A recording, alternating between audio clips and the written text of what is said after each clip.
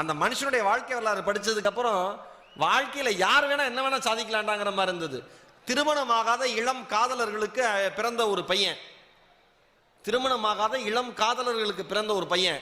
அந்த அந்த 2 பேர் குழந்தை பிறந்தோன்னு இனிமேல் குழந்தைய வளர்க்க முடியாதுன்னு சொல்லி ஒரு நடுத்தர குடும்பத்தில் இருக்கிற ஒரு பெற்றோர்கள்ட்ட போய் ஸ்டீவ் ஜாப்ஸை தத்து கொடுக்குறாங்க.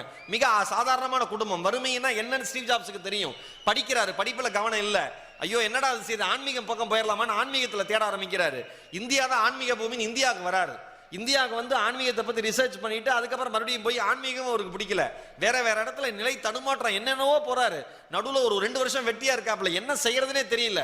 அதுக்கப்புறம் வந்து ஃப்ரெண்டோட கார் கேரேஜில் உட்காந்து ஆரம்பிக்கிறார் ஆப்பிள் நிறுவனத்தை. கம்ப்யூட்டர் வந்து டிசைன் பண்றாப்புல.